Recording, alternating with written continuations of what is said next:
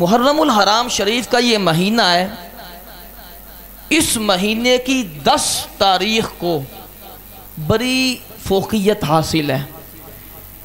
اس مہینے کی 10 تاریخ میں اللہ رب العزت کے کئی مقرب بندوں کی یادیں اس کے ساتھ وابستہ ہیں، جن میں بالخصوص امام علی مقام سیدنا امام حسین رضی اللہ تعالی عنہ، آپ نے بے مثال استقامت کو جو ہے وہ ظاہر فرمایا، بے مثال استقامت کا آپ نے ہمیں درس دیا۔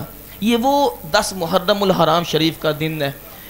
کوئی بھی جو صاحب ایمان شخص ہے نا، اس کو معلوم ہونا چاہیے۔ میں تو اکثر جمعہ کے دن یہ کہتا ہوں، جب ایسا کوئی موضوع آتا ہے نا، اکثر میں جمعہ کے دن کہتا ہوں کہ اپنے بچوں کو امام حسین رضی اللہ تعالی عنہ کے بارے میں بتایا کرو۔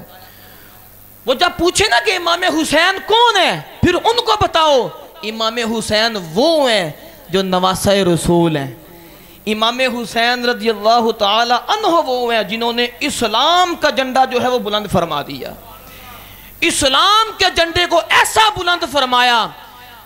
یزید سوچتا ہی رہ گیا، یزید تو یہی سوچ رہا ہوگا نا کہ میں جیت گیا، اس کو پتہ نہیں ہے کہ آج بھی لوگ یہی کہتے ہیں یزید تھا، حسین آج بھی ہے، حسین کل بھی ہوگا، اور قیامت کے دن بھی حکومت حسین اور حسین کے نانے کی ہوگی۔ اس بات میں کسی بھی قسم کا کوئی شک و شائبہ باقی نہیں ہے، اس بات میں کسی قسم کا شک و شائبہ نہیں ہے۔ جس بندے کو یہ سوچ ہے کہ حسین کون ہے، اس کو چاہیے کہ قسمت پہ روئے کہ اس کو معلوم نہیں ہے حسین کون ہے، اس کو اتنا بھی معلوم نہیں ہے کہ حسین کون ہے۔ ابھی جو ہے وہ حضرت صاحب بتا رہے تھے نا کہ کئی لوگ جو ہیں وہ یزید کو بڑا مانتے ہیں، وہ مانے، ان کو یزید مبارک، حسینیوں کو حسین مبارک۔ میں تھوڑا سا تعارف امام حسین کا کروا دوں۔ اللہ کے رسول علیہ السلام آپ نے غزوہ خیبر کے موقع پر ارشاد فرمایا کہ کل میں جھنڈا اس شخص کے ہاتھ میں دوں گا کہ جو شخص اللہ سے بھی محبت کرتا ہے، اللہ کے رسول سے محبت کرتا ہے، اور اللہ اور اس کا رسول اس سے محبت کرتے ہیں۔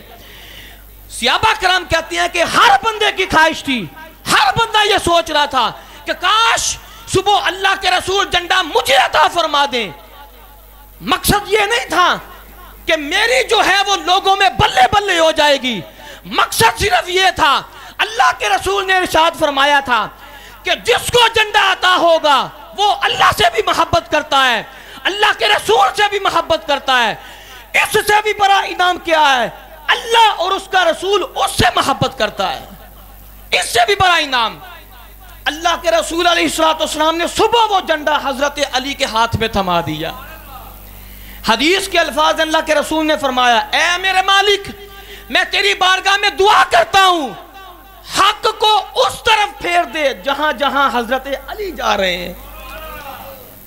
اگر کوئی بندہ سیدنا علی المرتضی شیر خدا رضی اللہ تعالی عنہ کی شان کو سمجھتا ہے نا، تو پھر وہ جان لے ان کے لختے جگر کو حسین کہتے ہیں، ان کے لختے جگر کو۔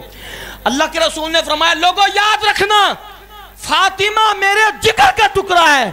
جس نے فاطمہ کو تکلیف دی، اس نے صرف فاطمہ کو تکلیف نہیں دی بلکہ اس نے اللہ کے رسول کو تکلیف پہنچائی۔ اس کے بعد ایک حدیث بیان کرنے لگا ہوں، اپنے دل میں جو عشق رسول موجود ہے نا، اس کو ذرا ہلا کے جو ہے وہ اس حدیث کو سنیے۔ حدیث کیا ہے؟ میرے اور آپ کے آقا صلی اللہ تعالی علیہ وآلہ وسلم نے ارشاد فرمایا اپنی بیٹی سے، کہا فاطمہ تو خوش ہوتی ہے تو رب بھی خوش ہوتا ہے، تو ناراض ہوتی ہے تو رب بھی ناراض ہو جاتا ہے۔ اس سیدہ فاطمہ رضی اللہ تعالی عنہا، ان کے نور نظر کو حسین کہتے ہیں۔ حضرت موسیٰ جیسے جلیل القدر پیغمبر اللہ کی بارگاہ میں دعا کر رہے ہیں، مالک یہ آخری امت اگر میری امت نہیں بن سکتی، میں تیری بارگاہ میں التجا کرتا ہوں، اگر اس امت کو میری امت نہیں بنا سکتا، میں تیری بارگاہ میں عرض کرتا ہوں پھر مجھے اس نبی کی امت میں پیدا فرما دے۔ آخری پیغمبر میرے اور آپ کے آقا حضرت محمد مصطفیٰ صلی اللہ علیہ وسلم کی بات ہو رہی ہے۔ حضرت موسیٰ کہہ رہے ہیں کہ میرے مالک اگر اس آخری امت کو میری امت نہیں نہ بنانا تو پھر ایسا کر دے کہ مجھے اس نبی کا امتی بنا دے۔ اس نبی کے نواسے کو حسین کہتے ہیں۔ تو یہ امام حسین رضی اللہ تعالی عنہ کا تعارف ہے۔ میں نے جو خطبہ میں آیا کریمہ تلاوت کی اس میں اللہ کے رسول علیہ السلام نے ارشاد فرمایا الحسن والحسین سیدہ شبابی اہل الجنہ۔ اللہ کے رسول نے فرمایا حسن اور حسین جنتی نوجوانوں کے سردار ہیں۔ حسن اور حسین جنتی نوجوانوں کے سردار ہیں۔ حضرت عبداللہ ابن مسعود رضی اللہ تعالی عنہ آپ اس حدیث کو روایت کرتے ہیں، کہتے ہیں کہ میرے اور آپ کے آقا و مولا صلی اللہ علیہ وسلم نے ارشاد فرمایا۔ ارشاد کیا فرمایا؟ حضور نے ارشاد فرمایا کہ جو شخص مجھ سے محبت کرتا ہے اس کے اوپر واجب ہے کہ میری اہل بیت سے بھی محبت کرے، واجب ہے اس کے اوپر امام حسن سے بھی محبت کرے، امام حسین سے بھی محبت کرے۔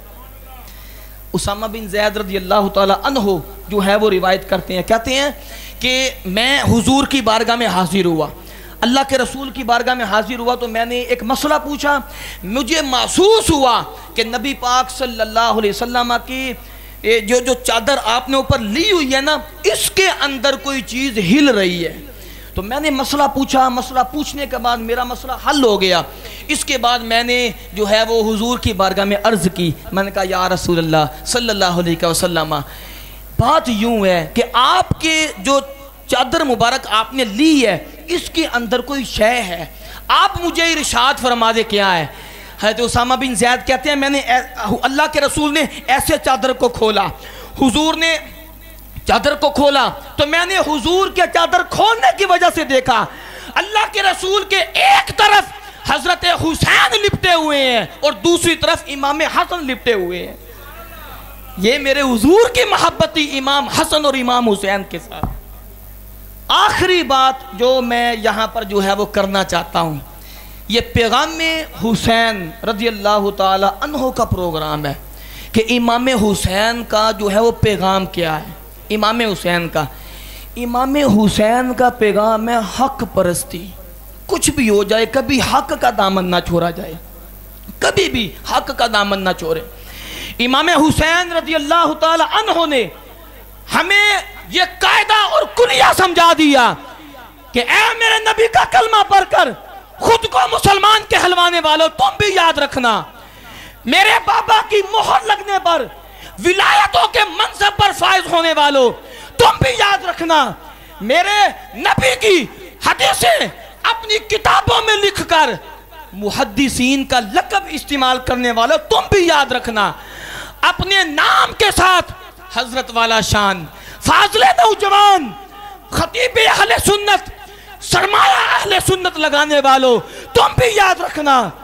امام حسین نے ایسی جو ہے وہ یزید کو شکست دی ہے، امام حسین نے یہ قاعدہ ہمیں سمجھا دیا کہ جو بھی قیامت تک حسینی ہوگا وہ سر کٹوا تو سکتا ہے، سر جھکا نہیں سکتا، اپنا سر کٹا دے گا لیکن سر کو کبھی جھکائے گا نہیں۔